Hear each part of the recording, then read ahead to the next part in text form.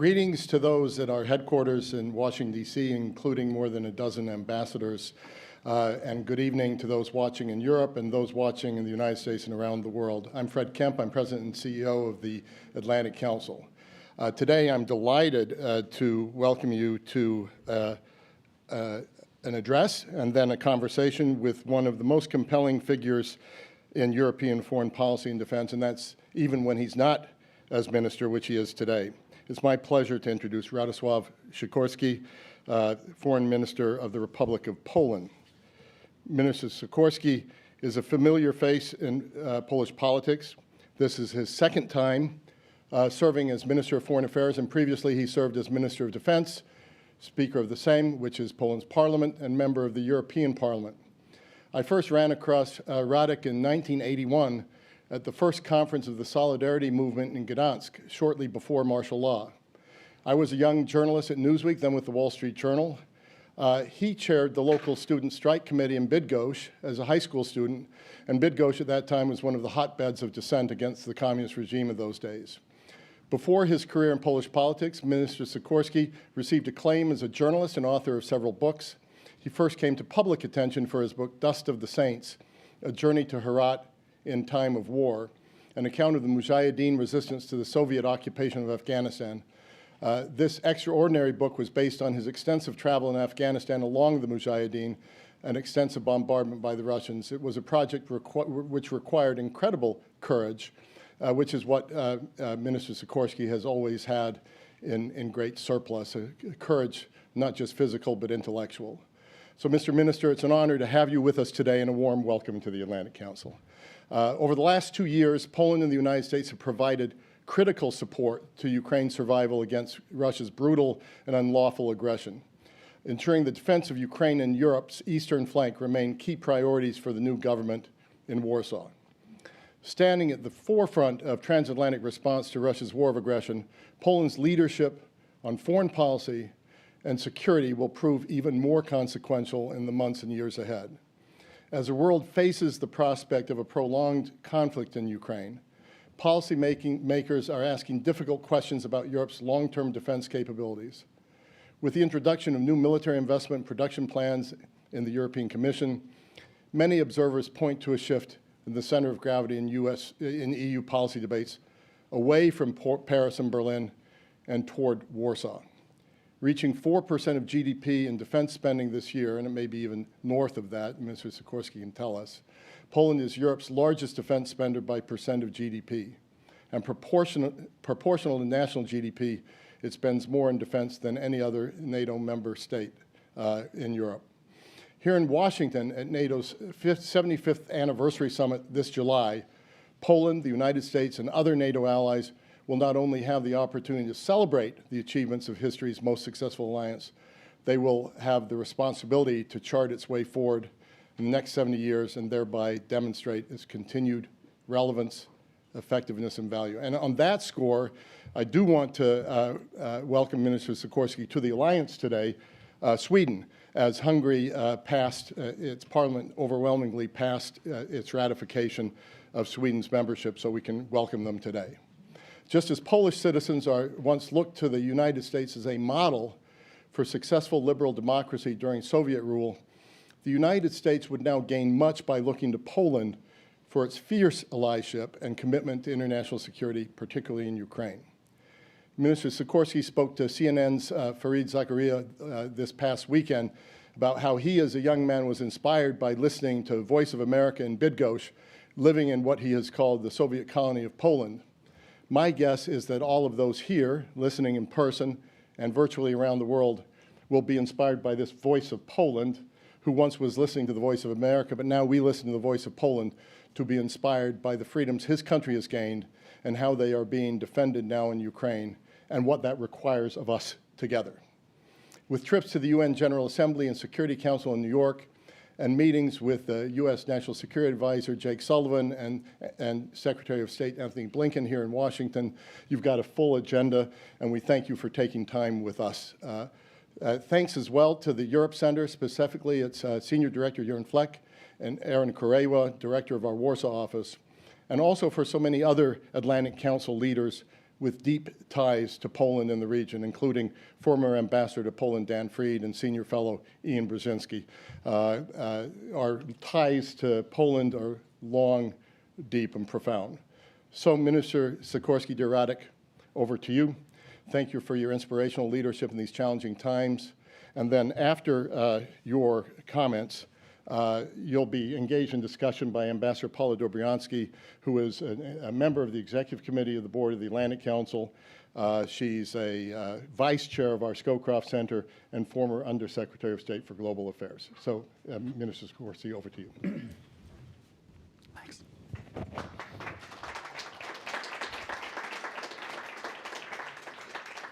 Thank you, Fred, for the lovely introduction. My mother would love it. And thank you. I think it's historic first time that my home city of Bydgoszcz has been mentioned in a speech in Washington twice.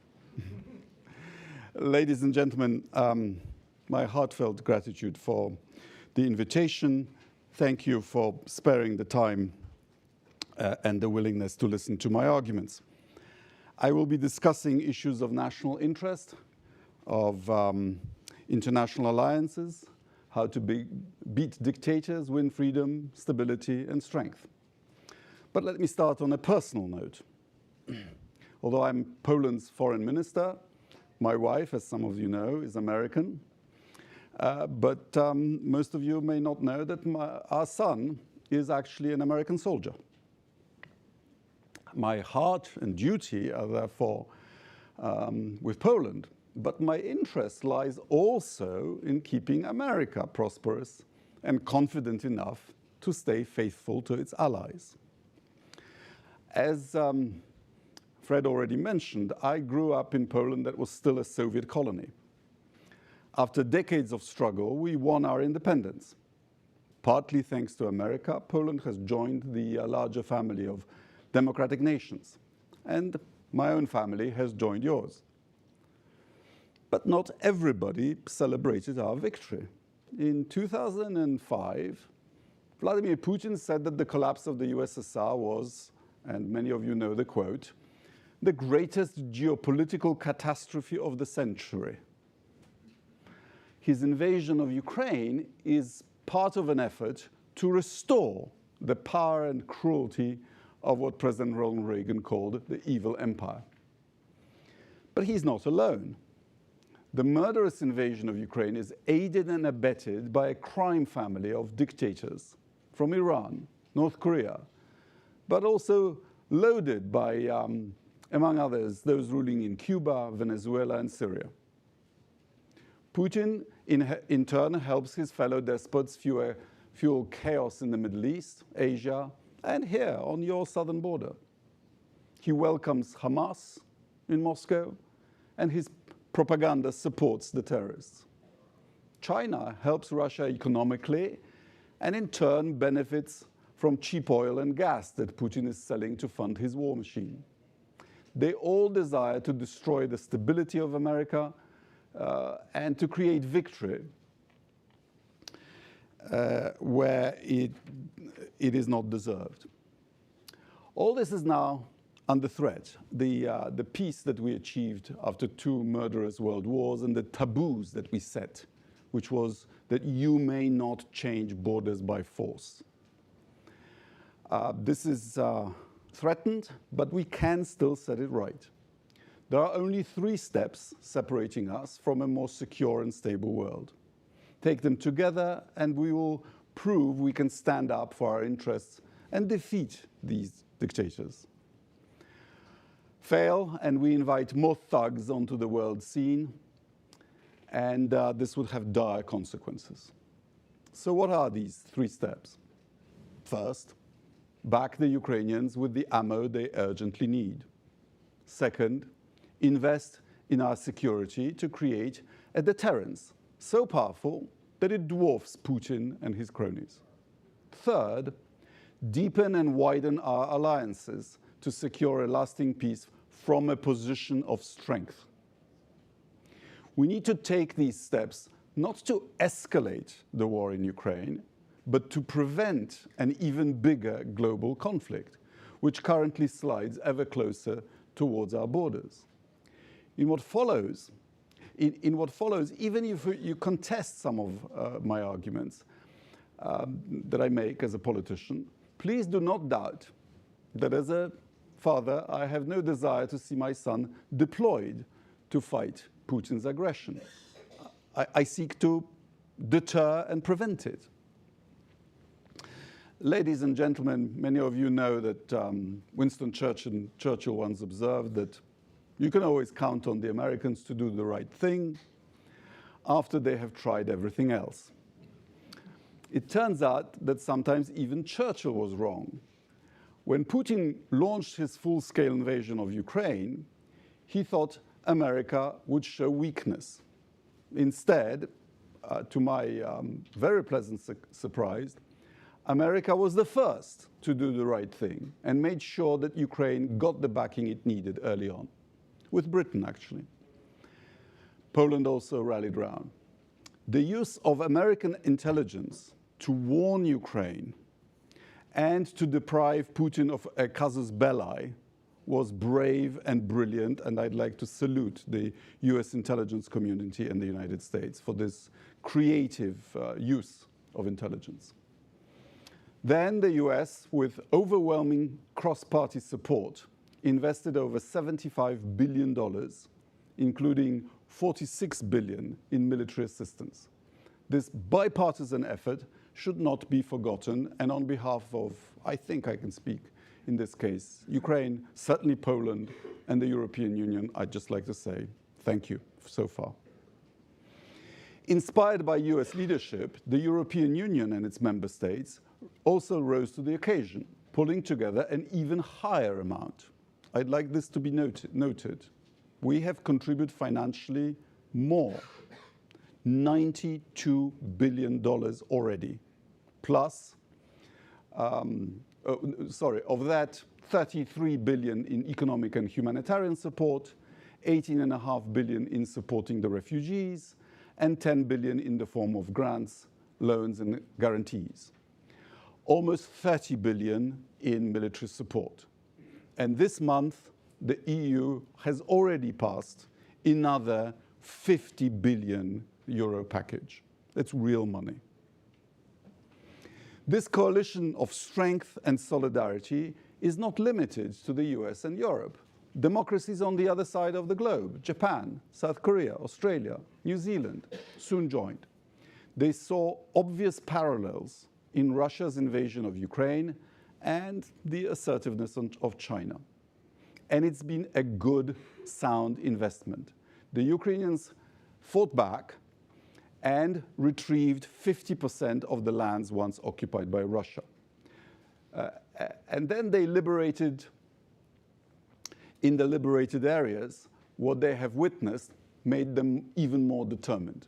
Putin's army, as you know, left behind towns and villages full of atrocities, atrocities that we thought belonged to the 20th century in Europe.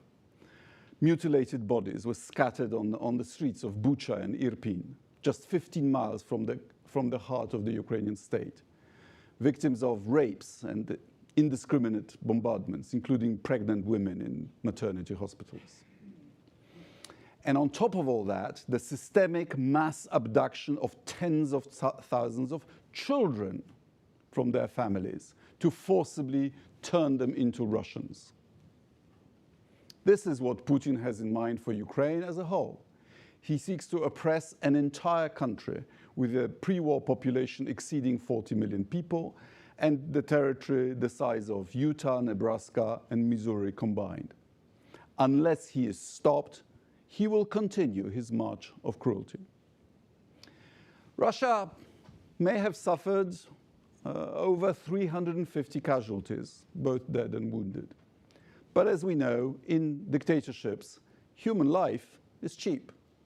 Putin has crushed dissidents, murdered Alexei Navalny, moved the country's economy to a war footing, boosted production of artillery shells, and around the clock, Russia has started building more factories and running its existing plants on triple shifts.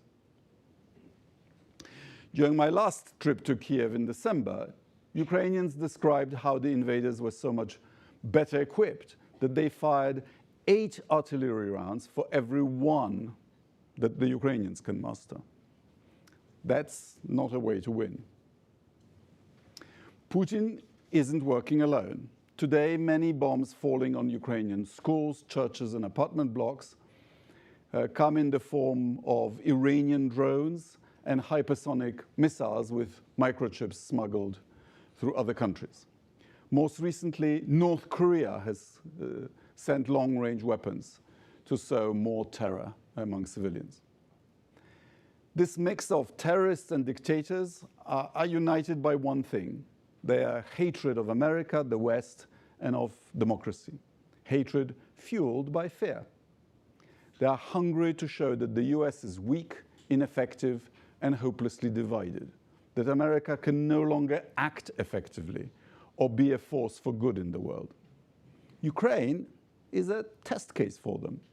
All are eagerly watching to see if Putin can crush freedom and our resolve. The invasion of Ukraine is by no means a regional squabble. It is a war with global consequences. If we choose to abandon Ukraine or do it by default, Putin will come to understand, as will other adversaries around the world, that he can get away with whatever he wants.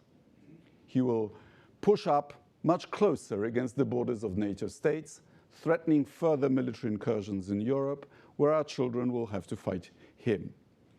After all, Putin has openly stated that the Russian border, quote, doesn't end anywhere. Losing to him will open the gates to more chaos, more instability, more wars. Americans, more than anyone, apparently understand this. A poll conducted last October found that 84% of US voters believe that the Russian leader is a threat to American interests. They are right. In the same poll, 71% said that Ukraine should win the war. They are right. And 68% said that a Russian victory over Ukraine would make the world less stable. Again, they're absolutely right. Americans from across the country, both Republicans and Democrats, all agree that Putin should be defeated. Ladies and gentlemen, I realize that appeasement may seem an easier path, but it is in fact a dead end. If America cannot come together with Europe and enable Ukraine to drive Putin back, I fear that our family of democratic nations will start to break up. Allies will look for other ways to guarantee their safety. They'll start hedging. Some of them will aim for the ultimate weapon, starting off a new nuclear race. I'm thinking of the Far East. But this can all be stopped. Putin has a great weakness. He attacks only when he thinks he can get away with it. He shrinks when in the face of strength, willpower, and credible deterrence. Here's just one example. At the start of the war, Russian warships illegally blockaded Ukraine's ports, stopping Ukrainian grain from sailing to feed the world. But supported by American investment, the Ukrainians pioneered the use of sea drones, and these zip unseen across the waters of the Black Sea to strike at Putin's warships. And apparently 25% of this once mighty fleet has now been disabled by a country without a navy. Ukraine grain exports via the Black Sea have now almost returned to pre-war levels. When American and European investment is combined with Ukrainian innovation and courage, Putin retreats. He's had to withdraw some of his ships from Sevastopol to ports further afield, where he can't strike at the grain ships. Let's help Ukraine become his nemesis. The first step to defeating Russia is to immediately supply Ukraine with the ammo they urgently need. Many Americans are asking, at what price? Well, actually, quite low. Over 2 years, the United States has contributed roughly 5% of an American annual military budget in security assistance. And with that money, Ukraine has already managed to destroy Putin's combat capacity by 50% without any American troops firing a single shot. A truly stunning return on investment. And most of this money is spent here in the United States. According to some analysis, up to 90% goes directly to create American jobs on American soil. Researchers at the American Enterprise Institute, I realize the competition, have identified, and I quote, 117 production lines in at least 31 states and 71 cities where Americans are producing major weapon systems for Ukraine. You can find them in deeply blue states like California, deeply red states like Mississippi, and purple states like Pennsylvania or Ohio, where Abrams tanks are made, which Poland, for example, is also buying. Much of the newly made equipment ends up not in Ukraine, but in the hands of American soldiers. It replaces stockpiles of older weaponry already sent to help defeat Putin's invasion. American investment in Ukraine's capacity to defend itself is a literal proof that by helping others, you help yourself. Helping Ukraine is not only a good deed, it's also a good deal. At this moment, only America has the military capacity and might to enable Ukraine so that she can survive this dangerous moment. This urgent action is a life-saving bridge. On the other side, the nations of Europe are ramping up to build a deterrence that together with America can contain Putin in this long run, actually in the medium term. But this year is crucial, and this year we cannot do without America. This is the second step to victory. Let us imagine a scale of investment in security that dwarfs Putin and other dictators, and we can afford it much more than he can. The production vital for our security should be based in America and among our allied nations. This friend-shoring will ensure that we are not, as we are now, at the risk of supply chains that rely on our enemies and which could subvert at any vital moment. This is the path to security in the 21st century. We should be driving it forward together. Ladies and gentlemen, over the years, subsequent presidential administrations have expressed their exasperation with European countries for not sharing an equal burden of defending freedom and maintaining peace around the world. But here's some good news. We heard you, and it is now happening. In recent years, many European countries have increased their military budgets, some of them significantly. My country, Poland, has doubled its defense spending to almost 4% of GDP. And we were at 2% for 15 years before that. I believe we are now actually in percentage terms at the top of NATO members, including the US. Where are we spending the money? Well, between 2018 and 2022, 56% of what we've contracted is due to come from the United States. We are buying Abrams tanks, as I already mentioned, HIMARS launchers, F-35s, Patriot batteries, Apache helicopters, and many others. The contracts recently signed add up to $34 billion. I'm told that since the full-scale invasion of Ukraine, Europe as a whole has placed $90 billion of fresh orders in the United States.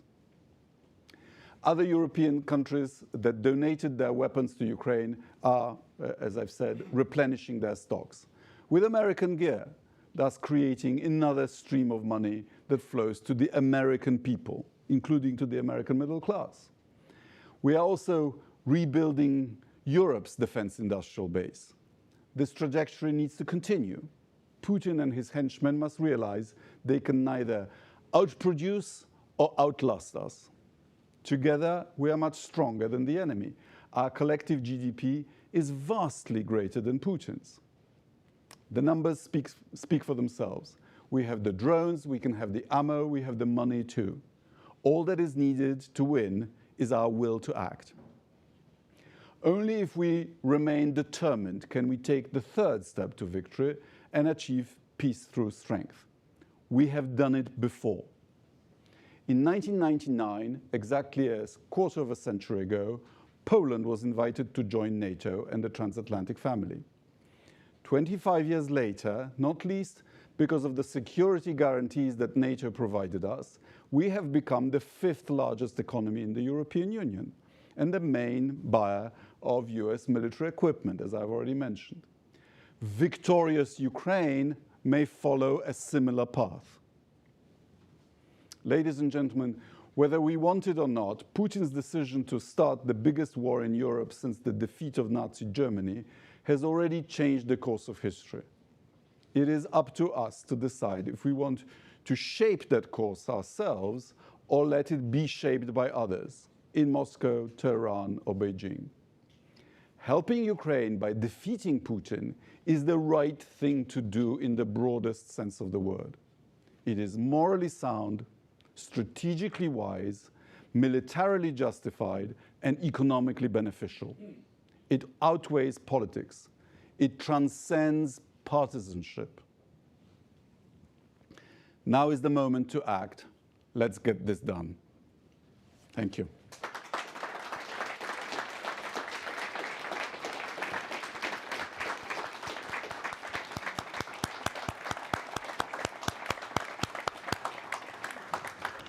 Thank you, Minister Sikorski, for opening up our discussion and with most powerful remarks that you have presented.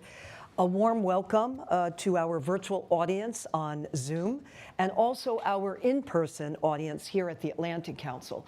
I especially want to thank again the many ambassadors who are here in the audience and also embassy staff, but I do want to single out Poland's ambassador to the United States who is here, Marek Mazurowski. Thank you for being here. And before we begin with the moderated conversation, just a few administrative notes. To ask a question to Minister Sikorski, for those who are in person, please stand at the microphone. It is just right over on this side, and I will make sure that we incorporate your questions into the conversation. And to our audience watching virtually, please make sure to follow along on X, formerly Twitter, at AC Europe, and using the hashtag @ACEurope. Let me go right to it. You really gave a most powerful remarks. Basically, at this time in the United States, there's a real focus on NATO and the upcoming NATO summit to be held here in the United States. So an immediate question for you is, can NATO have a successful summit, by the way, if the war in Ukraine is either stalemated or Ukraine is losing territory? What could be done in this regard, and given this is happening just in a few months?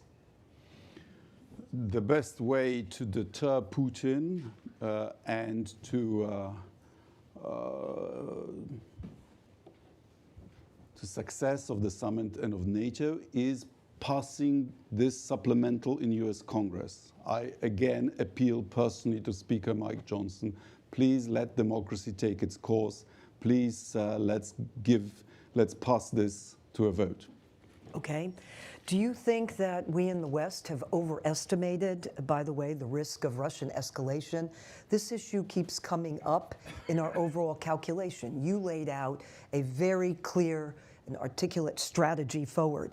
Do you think that we've overestimated the risk of Russian escalation in response to Western support to Ukraine? I think Putin overestimated his own army. I think it turned out that it was just as corrupt as everything else in Russia. He underestimated Ukraine, he underestimated Europe, and he underestimated the United States. I don't think this thing has gone according to his wishes. But you're referring to the nuclear threats, right? Yes. Well, I don't think he calculated correctly what the response of the rest of the world would be.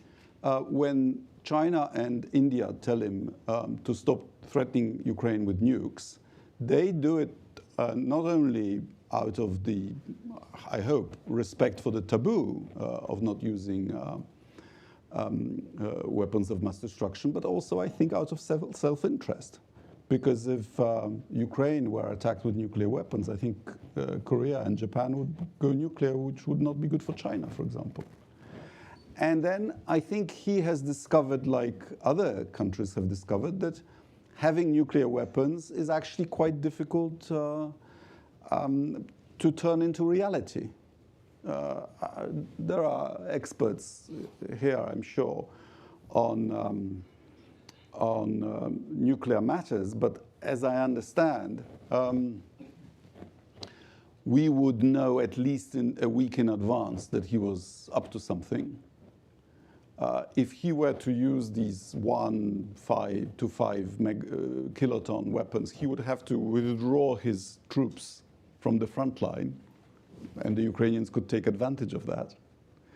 And if he used the weapon, either on the battlefield or perhaps in the atmosphere, he would have to deal with a contaminated environment for which his army is not prepared. So actually, these, I think, are mostly empty threats that should not lead to us deterring ourselves from doing the right thing. By the way, in your remarks you mentioned about the need to move forward with the supplemental. So we're very focused on that. And you were a former speaker, and Johnson is a speaker. What's the core message that you have put forward that you think is compelling and that can convince some of the doubters? I think Speaker Johnson has in the past spoken warmly about Ukraine. And therefore, I'd like him to know that the whole world is watching what he would do. And if this supplemental were not to pass and Ukraine were to suffer reversals on the battlefield, it'll be his responsibility. Okay. And what about NATO? Is NATO as an institution doing all that it can be doing? Again, you laid out very clearly the kinds of aid that should be given and the assistance, but as an institution, can it be doing more here? And may I, before you answer, let me encourage those of you who want to go up and ask questions, please do, because this is meant to be interactive. We're not going to wait for questions at the end. So please, the microphone is right over there. NATO is doing a great deal. We have AWACSs in the air, so we have the awareness of the situation. We now have 10,000 US troops in Poland alone, and other troops in the Baltic states. We are currently carrying out the largest military exercise in decades. And you know, we're also proving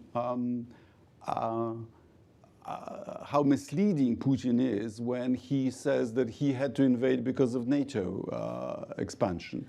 As far as I know, in the Kaliningrad Oblast of the Russian Federation that sits between Poland and Lithuania, also along the Finnish borders, there are now hardly any Russian troops left. They've all been sent to Ukraine. Now, would you do that if you believe that NATO may attack you? Surely this is best proof that he believes that NATO is a defensive alliance, that we would not even think of taking advantage of his military weakness, because we won't. Well, what do you think it will take to convince Putin, by the way, to give up on these ambitions? Or even, will he give up on these ambitions regarding Ukraine? Or at least to enable Ukraine to win the war on its own terms and fast? What he'll take is defeat in the field. I debated the Russian ambassador in the Security Council on Friday, and he tried to convince us that Russia has never been defeated. Well, that's not my recollection. Russia, we have the British ambassador here. The Crimean War was not exactly a Russian victory. I don't know if we have anybody from the Embassy of Japan, but we have some officials here from right. the Well, Embassy the of Japan. Russo-Japanese War was won by Japan. Russia was knocked out of World War I. Russia, already under Lenin, tried to grab Poland, and we defeated them at the gates of Warsaw in August 1920. I was, as Fred mentioned, a reporter in the Soviet occupation of Afghanistan in the 1980s. Very few people at that time gave the Mujahideen hope of victory. Yet, on the 15th of February 1989, I watched through my binoculars. I was with Mullah Azad outside Kabul, the last Russian-Soviet tanks withdrawing from Kabul. And the Cold War was not exactly a Russian victory. But, you know, the encouraging thing is that every time they were defeated, they had reforms. Yeah? When was the Duma first, and freedom of the press and a constitution in Russia? After the loss in the Russo-Japanese War. And the liberal Kerensky government was when they were knocked out of World War I. Gorbachev reforms when they were defeated in Afghanistan. And so it can be this time as well. By the way, I had the privilege of meeting you when you were a journalist and covering Afghanistan. I remember that very well. Let's go over, we have, I'm going to introduce him because I know him, and we have Ambassador Dan Fried, former ambassador to Poland. Dan, please ask your question. Excellent remarks and excellent on Russian history. I want to ask you about what you didn't say. If the United States does the right thing and votes the funding for Ukraine, for the ammo, and we build up our military capability in the West, what's the theory of Ukrainian victory looking in the medium term? How do we get from a rearmed Ukraine to a defeat of Russia, which would, I think, trigger political changes in Russia? That's not our objective. It's merely a bonus if we get everything else right. Okay, thank you, Dan. Well, we've talked about it, Dan, and you know that my base scenario is unfortunately a long war. These colonial wars usually take a decade. And let us not be fooled by the fake statistics of Russian economy supposedly rising. GDP rises when you produce tanks and ammo, but it actually ruins your country. So we should plan for a war that lasts a few more years. Hopefully, Russia will run out of stuff to throw at Ukraine way before that. But the trouble is that Putin doesn't have an incentive to make peace. He's already indicted at The Hague for stealing Ukrainian children. And he probably thinks that it's better for him to have a bad war than an unsatisfactory peace. So I'm afraid we have to stay the course for the medium term. Thank you. Let's go next to Fran Burwell of the Atlantic Council. Fran, please. Thanks very much. And first off, Minister Sikorski, thanks very much for coming to the Council and for making this argument. I think it's a great time for Americans to hear this message. But at the same time, we're seeing Polish farmers protesting against Ukrainian grain, even though the grain's not actually supposed to be there, but nevertheless, it is disrupting the markets in Poland and other Central European countries.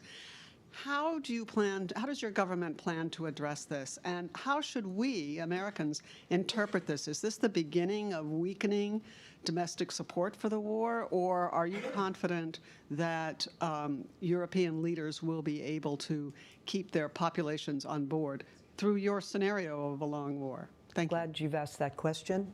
Over to you. Well, you almost answered it, because to maintain strategic support for Ukraine, we have to solve the grain issue. Some of the farmers that protest about the grain actually feel for Ukraine, but you need to know what happened.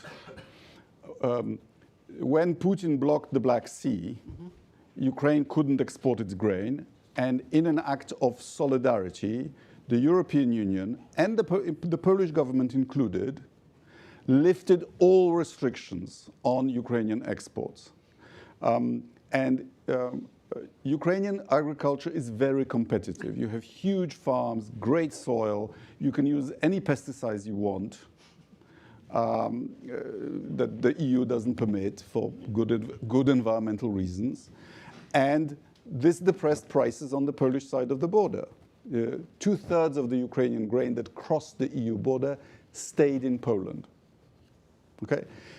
But that was then, when Ukraine couldn't export its grain through the Black Sea. Now it can again. So this is just my view, but we should go back to the pre-war rules of trade and then start negotiating with Ukraine her entry into the European Union and the single market with all the adjustments and all the rules that will have to be obeyed. Because we have politics too, and Polish farmers cannot bear the brunt of all of EU's solidarity with Ukraine. That wouldn't be fair. So we need to resolve it. I agree that the optics of it are not good, but we need to both help Ukraine and save Polish farming. Right. I'm going to suggest I ask another question, and then we'll come back up here to intersperse. So a different, not per se on the core issues we've been discussing, but about the EU. You know, there's been quite a bit of debate in recent months about the development of a common defense policy in the European Union. And in fact, the Internal Market Commissioner, Thierry Breton, he was here at the Atlantic Council last month. And, you know, for the EU to set to unveil its long-term procurement and production strategy in the coming weeks, that's what he was focused on. So what is the view from Warsaw on these plans? How is Poland, you know, what do you see as Poland's role in developing, supporting, or for that matter, critiquing the ideas proposed in Brussels to centralize Europe's defense industry? And especially given already what you've been doing in an incredible way in the modernization of your own defense industry. How does this mesh? Common European defense ideas are very old. They were proposed for the first time already back in the 50s and were actually shot down in the French Parliament. Then in the 1990s, when we had to wait for the United States to intervene in the wars of Yugoslav succession, we were promising ourselves a standing force of 50,000. Nothing came of that. The British, while they were still with us, proposed the concept of battle groups, and they've been on standby for years, but none of them has ever been used because the concept is, in fact, politically difficult to effect. So my political group in the European Parliament, the European People's Party, proposed in the process of the Conference on the Future of Europe that we create some European capacity, a reinforced brigade, 5,000 plus, a joint command, a European budget, we have that, some intelligence and reconnaissance capability, and the post of a defense commissioner of the EU. And things seem to be moving in that direction, just like COVID has taught us that Europe needs a health policy, needs some active ingredients and some pools of capacity. So we need a second insurance policy in case you, irrespective of who is president, get involved somewhere else and you need to free up resources for that emergency. We should not be incapable of addressing even small-scale emergencies on our southern or eastern border. That's the idea, to develop it in strategic harmony with the United States. And I think it's an idea whose time has come. And from my conversations at the Pentagon in my former capacity, I take it that there would be support for this idea here too. All right, well, thank you for putting that issue in context. Let's get these three questions. I'm going to let you each introduce yourselves. All right, Thank you. please. I'm Ian Brzezinski. I'm a senior fellow here at the Atlantic Council. And Minister Sikorski, thank you for coming to the Atlantic Council for your strong call of support for Ukraine and reanimation of U.S. support for Ukraine. The Alliance is going to host a summit here in Washington whose main purpose is going to be to celebrate 75 years of success. It should also be a summit to kind of underscore its continued relevance and credibility going forward.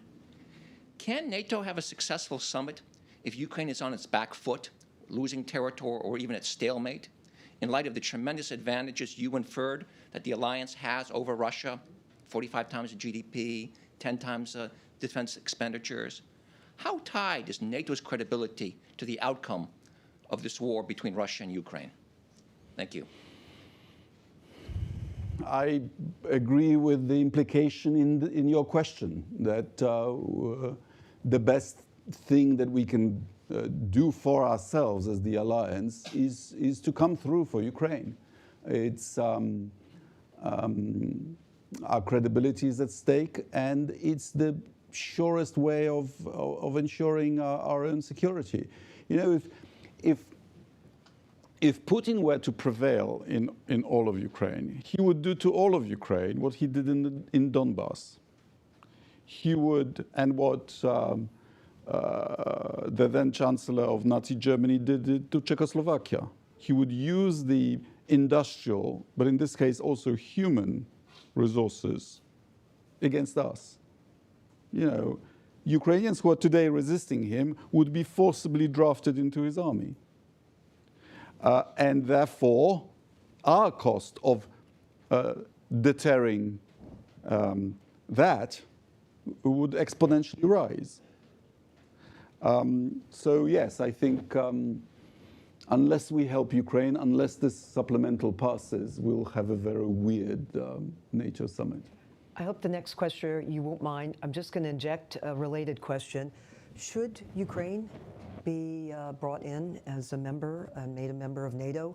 And the question would be, if that's the case, should it be part of a strategy for success, for it to win the war, victory, or should it be brought in as part of a peace process? That's a tricky question because, of course, my heart goes out to Ukrainians, and they need all the help that they could get. And if I were Ukrainian, I would be betting that if they were admitted, tomorrow morning, then maybe Putin would give up and leave. But it's tricky because membership in NATO means that we are willing to go to war for that country. And so we have to ask ourselves, are we willing to go to war with Russia for Ukraine? And I'm afraid the answer in many current member countries is not yet. Okay, please. Hi, I'm Lance Kokonis from the House Foreign Affairs Committee. I also have to start by saying, sir, I just had the privilege of being in your beautiful country on a delegation last week, got back on Saturday, and I left inspired by the resolve of every facet of your society to continue standing up against this. Thank you. I apologize for the weather. It's beautiful, I promise. To change tack a little bit, the day before we departed here, we were all hit with the tragic news of the death of Alexei Navalny at a Russian prison in the Arctic Circle, which has me thinking, what does a future look like post-Putin? Because frequently when Russia loses military conflicts throughout its history, there has been a change in the regime, either reforms or one dictator is traded for another. Actually, usually reforms.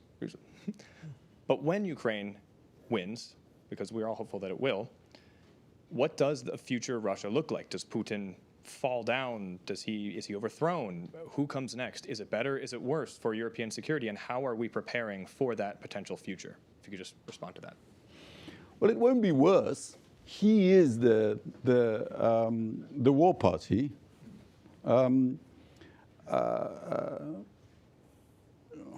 Every time people in the West say that it could be someone worse, I am reminded of an obituary in the Times of London on the death of Stalin. I paraphrase. He was not an angel, but a good ally during the Second World War, and now the extremists might take over. Here's it. Anybody who replaces him will have less power and therefore less capacity to do evil.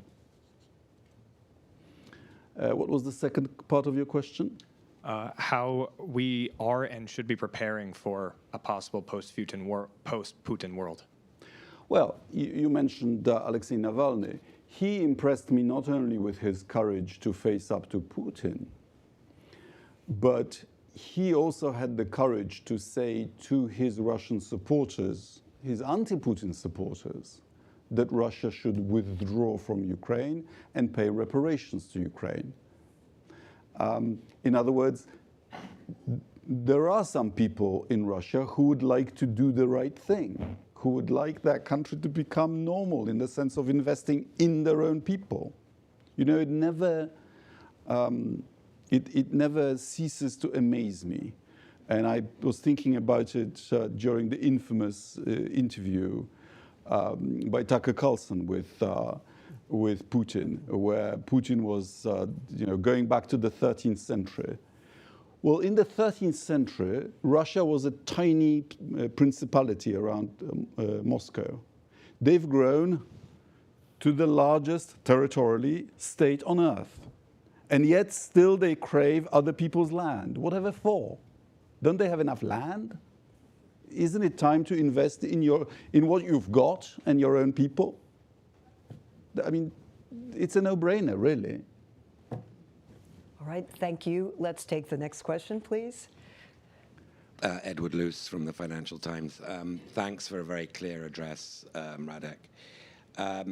Paula kind of stole the question I was about to ask, but you didn't answer it very precisely, so I will ask it to you again about Ukraine's future NATO membership. But more specifically, how do you define Ukrainian victory? This is what this whole thing is about. What is your definition of Ukrainian victory?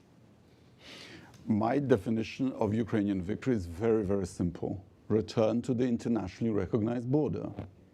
And I put to you that it's very difficult to imagine any other stable state of affairs.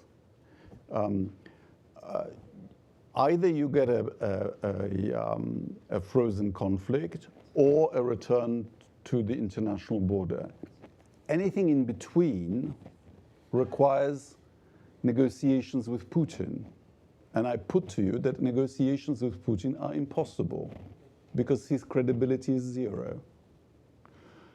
In a negotiation with Putin, in return for whatever you are prepared to do, you will get a piece of paper with his signature on it.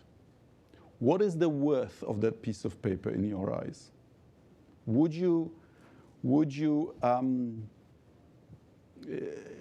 trust it in any way if it was your country or your property or your whatever that was at stake? So those are the two outcomes, I think, that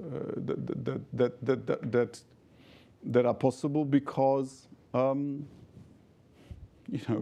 Russia already has treaties with Ukraine. They have a 1990 agreement on recognizing the intra-Soviet border between Ukraine and Russia as the new international border. Russia, remember, not only the United States, but Russia is also a guarantor of Ukraine's independence and inviolability of borders in the Budapest Memorandum of '94. And they also have a bilateral border treaty, specifically, of 2003, I think. So anything but recovery of the international border requires us to say, well, he broke those treaties, but this one he's going to honor. Really? If you were a Ukrainian, would you accept that? Let me go to an issue that you did raise and progress that you did raise in your remarks. You mentioned about the 4% GDP of Poland's defense spending. What are some of the elements of success?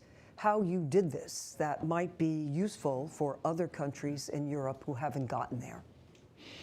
It's a bit like our drive to join Western institutions after the fall of communism. We actually had, in the 1990s, we had national consensus that after 45 years of being downtrodden, we'll do whatever it takes.